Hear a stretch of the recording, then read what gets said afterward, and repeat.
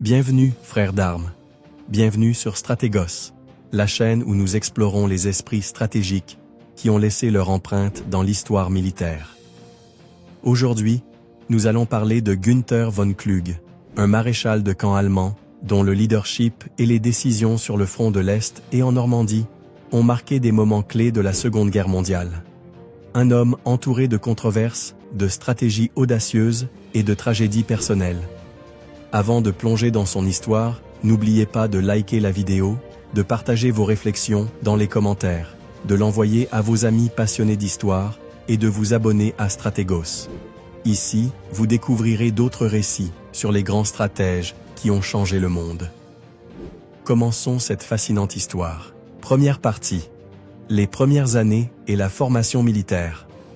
Le 30 octobre 1882, dans la région de Prusse, naquit Günther Adolf Ferdinand von Kluge, au sein d'une famille aristocratique dotée d'une riche tradition militaire. Sa venue au monde se produisit à une époque où l'Empire allemand, sous la direction du chancelier Otto von Bismarck, jouissait d'une position de pouvoir et d'influence après son unification en 1871. La famille von Kluge n'était pas étrangère au devoir et au sacrifice. Les von Kluge incarnaient le meilleur de l'aristocratie prussienne. Dévouement à l'État, discipline rigide et un profond engagement envers le service militaire.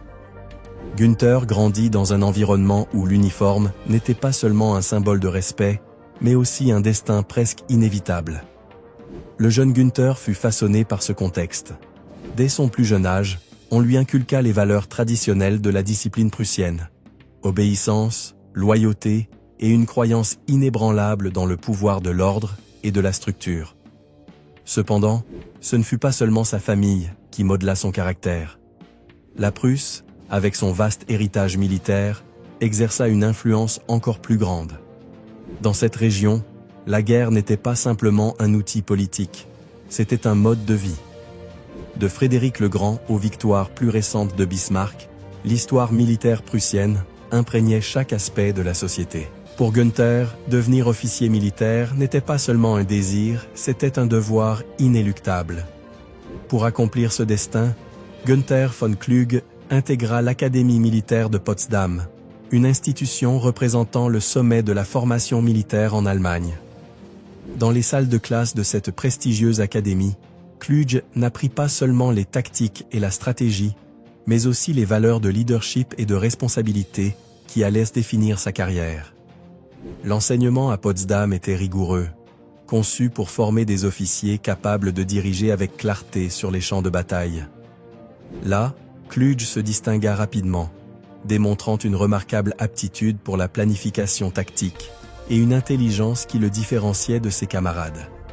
En 1901, à l'âge de 19 ans, Kluge franchit une nouvelle étape de son parcours militaire en intégrant l'armée impériale allemande.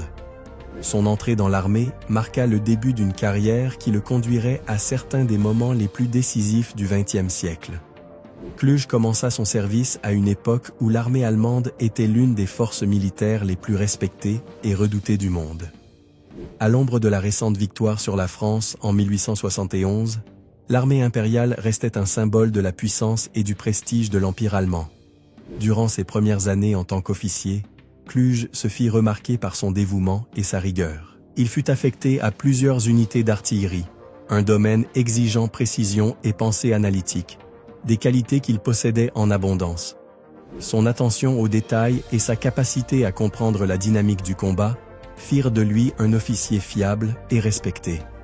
Cependant, ses premières années de service ne furent pas seulement une période d'apprentissage technique.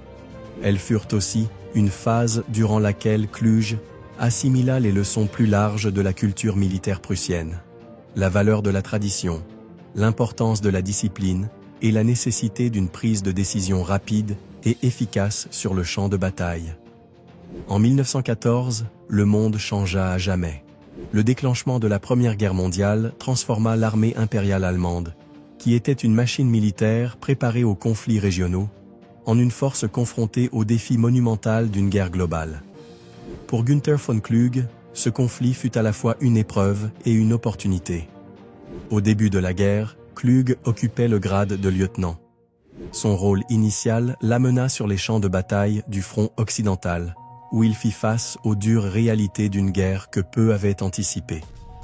Les tactiques de mouvement rapide qu'il avait apprises durant sa formation se heurtèrent aux tranchées, à la boue et à la boucherie qui allaient définir ce conflit.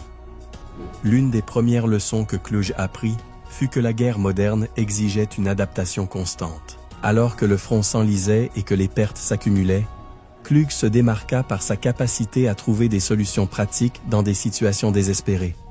Son expertise technique en tant qu'artilleur s'avéra inestimable, car elle permit à ses unités de maximiser leur efficacité même dans les conditions les plus difficiles. Pendant la Première Guerre mondiale, Kluge participa à plusieurs batailles majeures.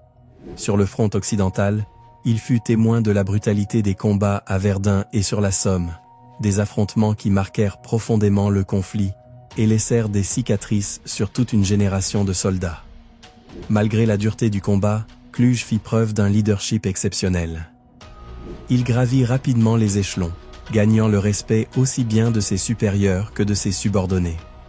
Ce n'était pas un commandant qui dirigeait depuis l'arrière. Il préférait être proche de ses hommes, partageant les dangers du front.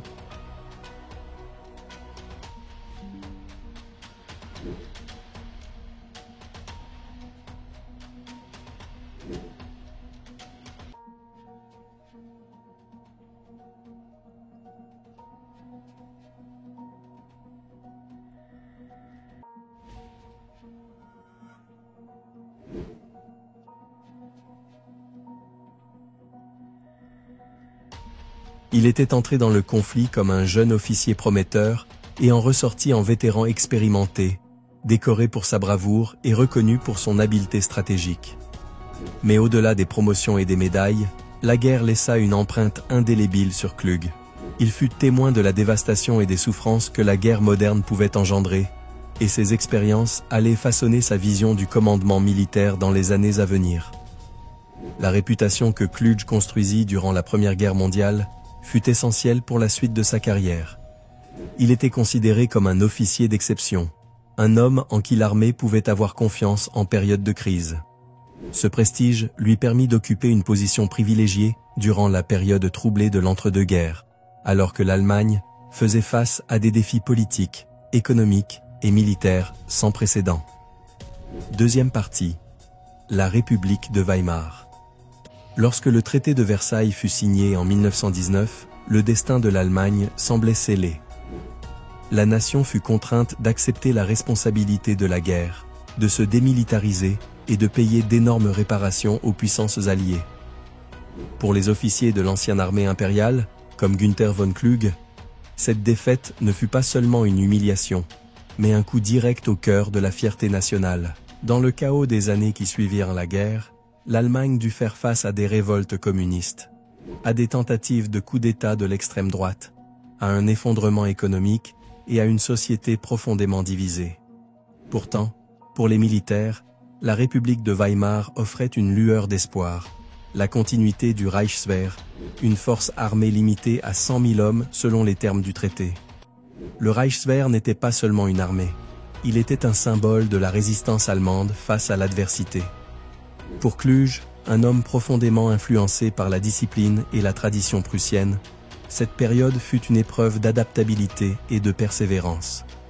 Il avait perdu le monde qu'il connaissait, mais il était déterminé à continuer à servir sa nation, même sous de nouvelles règles. La transition de Kluge de l'armée impériale au Reichswehr ne fut pas simple, mais son talent et son caractère lui permirent de se distinguer. À une époque où seule une petite force professionnelle était autorisée, les critères de sélection étaient extrêmement exigeants. Kluge, décoré et expérimenté après la Première Guerre mondiale, remplissait toutes les conditions requises. Le Reichswehr était bien plus qu'une simple organisation militaire, c'était une école de leadership. Limité en effectifs, mais hautement professionnel, il privilégiait la qualité à la quantité. Kluge trouva dans cet environnement l'opportunité idéale pour perfectionner ses compétences en tant que stratège militaire. La discipline stricte de l'institution ne lui était pas étrangère, mais il devait désormais composer avec les restrictions politiques imposées par Versailles. Durant ces années, Klug travailla en étroite collaboration avec des figures clés de l'armée allemande, parmi lesquelles Hans von Seeckt, un acteur central dans la restructuration du Reichswehr. Von Seeckt prônait une approche axée sur la mobilité, l'innovation tactique et la préparation à un futur conflit, malgré les limitations imposées. Cette influence fut déterminante pour Klug, qui développa un intérêt particulier pour la guerre moderne et l'usage des nouvelles technologies, telles que les chars d'assaut et l'aviation. À mesure que Klug gravissait les échelons du Reichswehr, il acquit une réputation d'officier brillant et discipliné, mais aussi de pragmatique, capable de naviguer dans un environnement politique de plus en plus complexe. Il était profondément attaché à l'idée d'une armée apolitique, une position qui allait être mise à l'épreuve avec l'arrivée au pouvoir d'Adolf Hitler en 1933.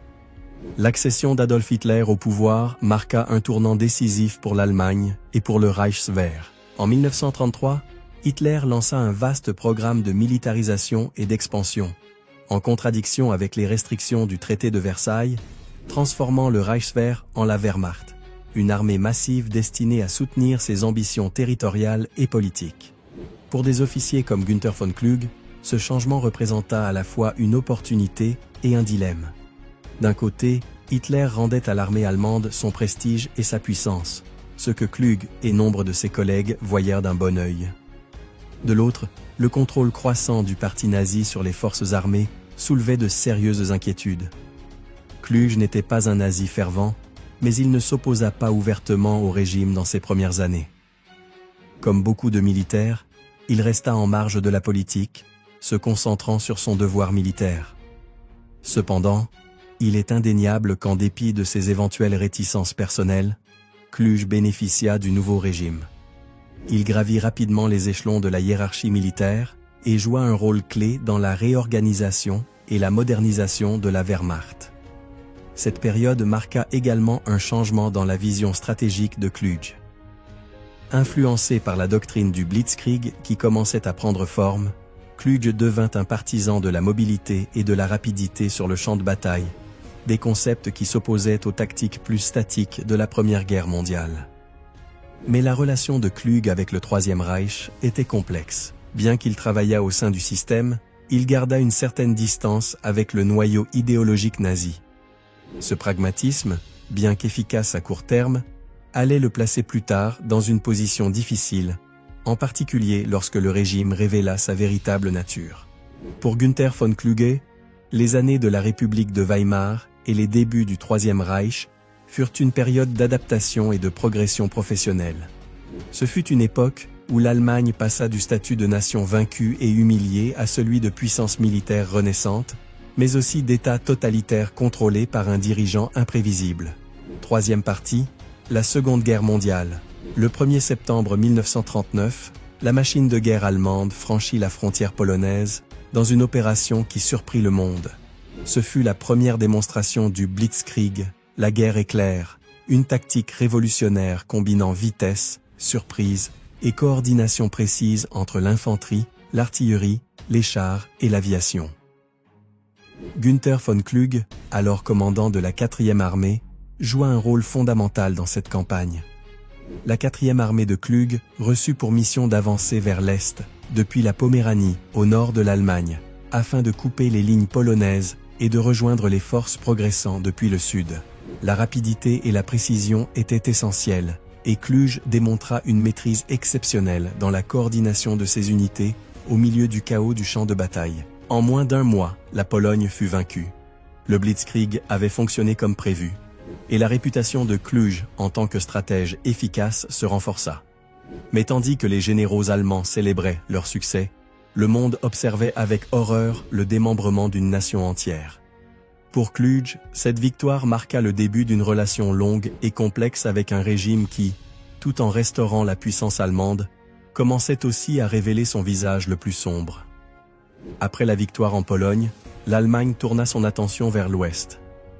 La France et le Royaume-Uni avaient en déclaré la guerre après l'invasion polonaise, mais leurs armées restaient immobiles derrière les défenses fortifiées de la ligne Maginot. Hitler voulait une victoire rapide, et les commandants allemands, dont Günther von Klug, Gerd von Rundstedt et Heinz Guderian, se préparaient à l'offensive.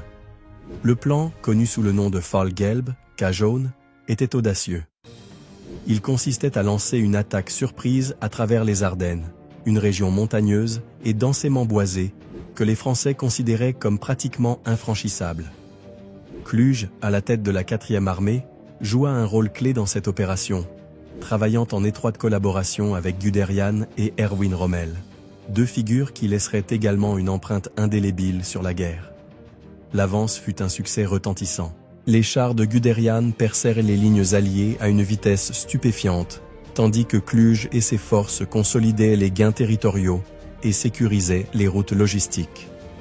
En quelques semaines, la France, l'une des plus grandes puissances militaires du monde, était à genoux. La rapidité de l'effondrement français fut si inattendue que même les commandants allemands furent surpris. Kluge se distingua par sa capacité à adapter sa stratégie en temps réel, prenant des décisions critiques sous pression. Son rôle dans cette victoire fut largement reconnu, et sa réputation en tant que commandant capable d'exécuter des opérations complexes fut solidement établie. Mais tout n'était pas camaraderie et gloire au sein du haut commandement allemand. Les tensions entre les généraux étaient fréquentes. Kluge entretenait une relation professionnelle, mais souvent distante, avec des figures comme Rommel et Guderian, connus pour leur agressivité et leur volonté de prendre des risques. Kluge, plus prudent et méthodique, se heurtait parfois à eux sur des questions stratégiques, bien qu'ils partageassent le même engagement envers la victoire de l'Allemagne. Après la chute de la France, le conflit s'étendit rapidement. En 1941, l'Allemagne lança une série de campagnes dans les Balkans, envahissant la Yougoslavie et la Grèce afin de sécuriser son flanc sud avant d'attaquer l'Union soviétique. Bien que Kluge ne fût pas directement impliqué dans ces opérations, il assista à la manière dont ces campagnes détournèrent des ressources et de l'attention de l'objectif principal, l'opération Barbarossa. Le 22 juin 1941, l'Allemagne lança la plus grande offensive de l'histoire militaire, l'invasion de l'Union soviétique. Avec plus de 3 millions de soldats, des milliers de chars et d'avions, Barbarossa représentait un pari colossal. Günther von Kluge, désormais commandant du groupe d'armées Centre, dirigeait l'une des principales forces d'attaque. L'objectif de Kluge était clair, avancer rapidement vers Moscou, en détruisant les forces soviétiques sur son passage. Au début, la progression fut impressionnante. Les forces allemandes encerclèrent et anéantirent d'énormes contingents de l'armée rouge lors de batailles comme Białystok et Smolensk. Kluge démontra son habileté à coordonner des opérations complexes sur un front massif, maintenant l'élan de l'offensive allemande. Cependant, les choses commencèrent à se compliquer à mesure que l'été laissait place à l'automne. La résistance soviétique se renforça et les distances ainsi que les conditions climatiques commencèrent à peser lourdement sur les troupes allemandes. Kluge, connu pour son approche pragmatique, exprima son inquiétude quant au rythme de l'avancée et au manque de préparation pour une campagne prolongée. Malgré ces difficultés, le groupe d'armées Centre parvint à s'approcher dangereusement de Moscou. Mais avec l'arrivée de l'hiver, l'offensive s'arrêta. Mal équipées pour affronter le froid extrême, les troupes allemandes subirent de lourdes pertes et la contre-offensive soviétique de décembre 1941 marqua un tournant décisif dans la guerre. Quatrième partie, la bataille de Stalingrad. À la fin de 1942, la situation sur le front de l'Est devenait de plus en plus complexe. L'opération Barbarossa, qui avait commencé par des victoires éclairs, s'était enlisée dans l'immensité du territoire soviétique. Les lignes allemandes étaient étendues à l'extrême, et l'armée rouge, loin d'être vaincue, commençait à contre-attaquer avec une force renouvelée. Dans ce contexte, Günther von Kluge, commandant du groupe d'armées Centre, observait comment les ressources de l'Allemagne étaient de plus en plus détournées vers l'offensive au sud, visant à capturer Stalingrad et les champs pétrolifères du Caucase. Bien que Kluge ne fût pas directement aux commandes à Stalingrad, sa position au centre du front lui permettait d'anticiper clairement les problèmes stratégiques à venir. Stalingrad n'était pas seulement un objectif militaire. Pour Hitler, sa capture revêtait une importance symbolique. Un coup porté à l'orgueil soviétique et une étape vers le contrôle des riches ressources du Sud. Mais ce qui avait commencé comme une offensive stratégique se transforma rapidement en un bourbier. Cluj, depuis sa position, perçut les difficultés croissantes. Les lignes d'approvisionnement étaient longues et vulnérables, tandis que l'armée rouge concentrait ses forces pour un contre-assaut massif. La bataille de Stalingrad s'intensifia durant l'été 1942. La ville, située sur les rives de la Volga, devint un champ de bataille infernal, où chaque bâtiment, chaque rue et chaque sous-sol furent disputés avec acharnement. Les forces allemandes, dirigées par la 6e armée de Friedrich Paulus, réussirent à pénétrer dans la ville. Mais la résistance soviétique, sous le commandement du général Zhukov, fut implacable. Pendant ce temps, Cluj devait faire face à ses propres défis. Le groupe d'armées centre subissait une pression constante des contre-offensives soviétiques et ses forces manquaient cruellement de renforts. L'obsession de Hitler pour Stalingrad signifiait que des ressources étaient détournées du reste du front, laissant des commandants comme Cluj dans une situation de plus en plus intenable. La situation à Stalingrad atteignit son paroxysme en novembre 1942. Dans une manœuvre audacieuse, l'armée rouge lança l'opération Uranus, un contre-assaut massif qui encercla la 6e armée allemande dans la ville. Plus de 300 000 soldats se retrouvèrent pris au piège, sans possibilité d'évasion. Cluj, depuis sa position au centre, observait impuissant le déroulement de cette tragédie. Mais ce qui irrita réellement Cluj et d'autres commandants fut la réaction de Hitler. Au lieu d'autoriser une retraite stratégique, le Führer insista pour que la 6e armée tienne sa position. Stalingrad doit être défendu à tout prix, ordonna-t-il. Cluj, qui avait déjà eu des différends avec Hitler sur des décisions similaires, commença à exprimer en privé sa frustration face à ce qu'il considérait comme une absence totale de pragmatisme militaire. En février 1943, la bataille était terminée. Les forces soviétiques anéantirent la 6e armée, marquant ainsi la première grande défaite du Troisième Reich. Plus de 90 000 soldats allemands furent capturés, et seuls quelques-uns reviendraient en Allemagne après la guerre. Pour Klug, cette défaite ne fut pas seulement un revers stratégique, mais aussi un tournant personnel. Stalingrad prouva que Hitler refusait d'écouter les recommandations de ses généraux, même face à une situation désespérée. Klug, militaire de la vieille école attaché à la logique et à la discipline, commença à remettre sérieusement en question les décisions du Führer et l'orientation générale de la guerre.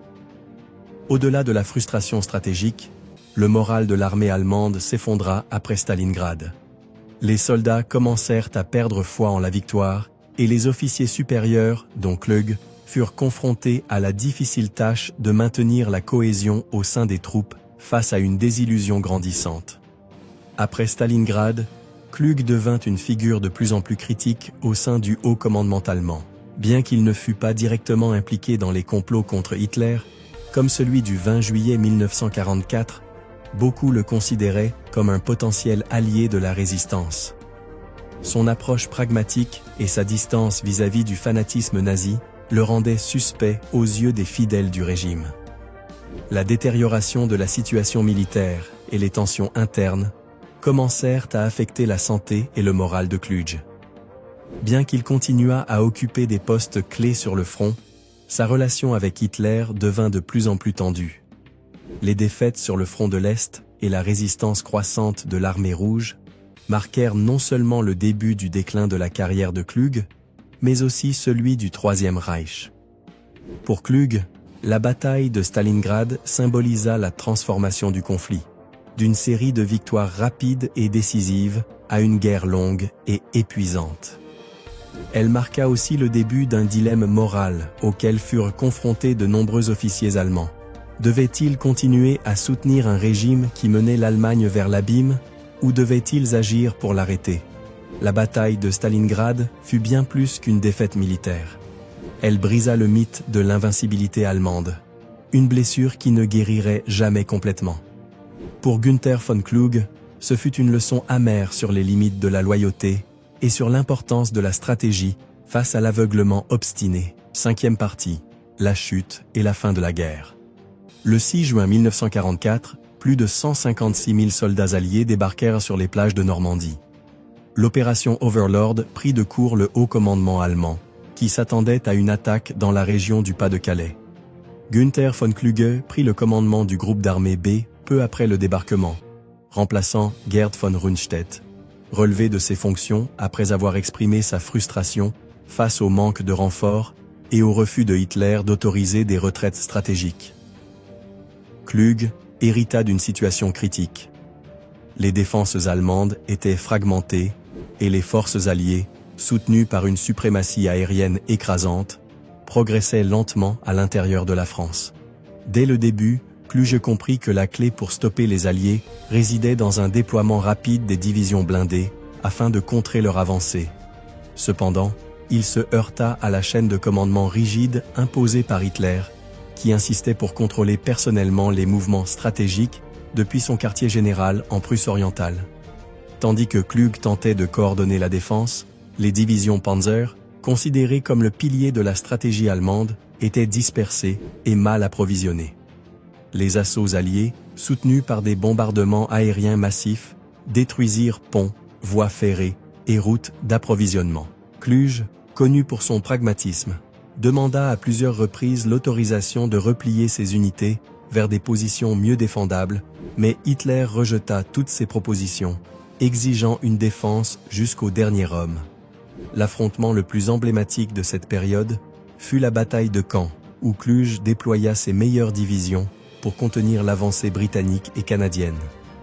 Bien que les forces allemandes parvinrent à ralentir les Alliés, le coût en hommes et en matériel fut désastreux.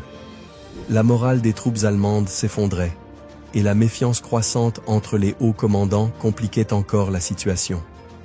La crise atteignit son paroxysme en juillet 1944, avec l'opération Cobra, une offensive alliée qui brisa les lignes allemandes et permit aux Américains d'avancer rapidement à l'intérieur de la France. Kluge, coincé entre la réalité du champ de bataille et les ordres irréalistes de Hitler, comprit que la guerre sur le front ouest était perdue. Au milieu de ce désastre militaire, un autre événement secoua le haut commandement allemand, l'attentat contre Hitler du 20 juillet 1944. L'opération Walkyrie, menée par Klaus von Stauffenberg et un groupe d'officiers, visait à éliminer Hitler et à établir un nouveau gouvernement pour négocier la paix. Bien que Kluge ne fût pas un conspirateur actif, il était au courant des plans grâce à ses contacts au sein de la Wehrmacht. Sa position resta ambiguë. Bien qu'il sympathisât avec l'idée de mettre fin au régime de Hitler, il hésita à s'engager pleinement dans la conspiration. Pour Kluge, l'échec de l'attentat représentait un danger mortel. Ses liens, même indirects, avec les conjurés éveillèrent les soupçons de Hitler. Après l'échec de l'attentat, Hitler déclencha une purge brutale contre tous les officiers soupçonnés d'implication. Kluge fut convoqué à Berlin pour s'expliquer. Bien qu'il parvint à éviter une condamnation immédiate, sa relation avec le Führer fut profondément endommagée. La méfiance grandissante de Hitler à son égard le laissa dans une position de plus en plus précaire. La situation en Normandie ne cessait de se détériorer. En août 1944, les forces alliées encerclèrent le groupe d'armée B dans la poche de Falaise, un piège menaçant d'anéantir ce qui restait de l'armée allemande en France. Kluge, conscient de l'imminence du désastre, demanda l'autorisation d'une retraite générale, mais Hitler refusa une fois de plus. Finalement, les forces allemandes réussirent partiellement à s'échapper de la poche, mais au prix d'un bilan catastrophique. Des dizaines de milliers de soldats furent capturés ou tués, et la majorité du matériel lourd fut détruite. La défaite à Falaise marqua l'effondrement des défenses allemandes en France et ouvrit la voie à la libération de Paris. Le 15 août 1944, alors que la situation sur le front ouest s'effondrait, Kluge fut relevé de son commandement et rappelé en Allemagne. Les soupçons de Hitler sur son éventuelle implication dans le complot du 20 juillet et son incapacité à enrayer l'avancée alliée scellèrent son sort. Durant son voyage de retour, Kluge rédigea une lettre adressée à Hitler, dans laquelle il réaffirma sa loyauté envers le régime, tout en soulignant les erreurs stratégiques qui avaient conduit à la défaite. Le 19 août 1944, Günther von Kluge mit fin à ses jours en ingérant du poison. Sa mort, survenue à un moment critique de la guerre, reflétait non seulement le désespoir personnel d'un commandant pris entre son devoir et sa conscience, mais aussi l'effondrement d'un système militaire devenu insoutenable. Günther von Kluge fut un militaire brillant et pragmatique, respecté même par ses ennemis. Cependant, sa loyauté envers le régime nazi et son indécision face au complot contre Hitler ont suscité des débats sur son rôle dans l'histoire. Était-il un homme piégé par les circonstances, incapable de changer le cours des événements? Ou bien un chef qui, malgré ses compétences tactiques, manqua du courage nécessaire pour prendre une position ferme contre un régime menant l'Allemagne à l'abîme? La mort de Kluge symbolise la tragédie de nombreux officiers allemands durant la Seconde Guerre mondiale. Des hommes qui, bien que brillants sur le champ de bataille, furent consumés par un système qui les mena à leur propre destruction. Son histoire est un rappel des dangers de la loyauté aveugle et des conséquences de la soumission à l'obéissance au détriment du bon sens et de la morale. Merci d'avoir suivi cette biographie jusqu'à la fin. Ne partez pas sans laisser un like, vous abonner si ce n'est pas encore fait, et partagez cette vidéo pour que ce projet puisse continuer à grandir. À bientôt, frères d'armes.